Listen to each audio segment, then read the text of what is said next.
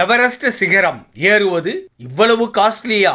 Everest சிகரத்தில் ஏறுவதற்கான கட்டணத்தை நேபாள அரசு 36% அதிகரித்துள்ளது. பாப்புலர் சீசனான ஏப்ரல் மே மாதங்களில் எவரெஸ்ட் சிகரத்தில் ஏற ரூபாய் 9.5 லட்சமாக இருந்த கட்டணம் தற்போது ரூபாய் 12.9 லட்சமாக, அதாவது 35% உயர்த்தப்பட்டுள்ளது. செப்டம்பர் நவம்பர் சீசனில் ரூபாய் 6.4 லட்சம், டிசம்பர் பிப்ரவரி சீசனில் ரூபாய் 3.2 லட்சம் என கட்டணம் உயர்ந்துள்ளது.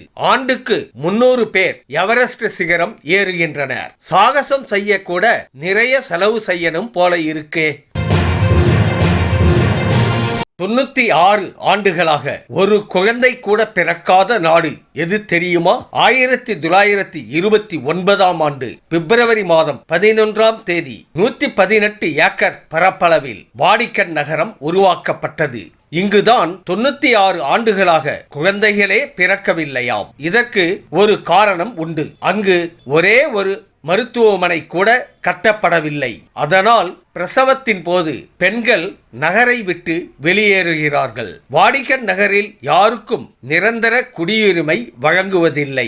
தற்காலிக குடியுரிமை பெற்று பதவிக்காலம் வரையே இங்கு இருப்பார்கள் என்பது குறிப்பிடத்தக்கது. இந்திய ரூபாய் தாளின் ரகசியம் தெரியுமா? மத்திய பட்ஜெட் குறித்து பலரின் கவனம் இருக்கும் நிலையில் ரூபாய் நோட்டு குறித்த தகவல் ஒன்றை இங்கு பார்ப்போம். ரூபாய் நோட்டு காகிதத்தால் ஆனது கிடையாது. லினன் மற்றும் பருத்தியால் தான் இவை தயாரிக்கப்படுகின்றன. 75% பருத்தி, 25% லினன் என்ற காம்போவில் தான் உருவாக்கப்பட்டு அவை ஜெலட்டின் பிசின் கரைசலுடன் கலக்கப்படுகிறது. இதன் காரணமாகவே ரூபாய் நோட்டுகள் நீண்ட காலம் கிழியாமல் பயன்பாட்டில் இருக்கிறது. நம்மை நோக்கி வரும் ஆபத்து.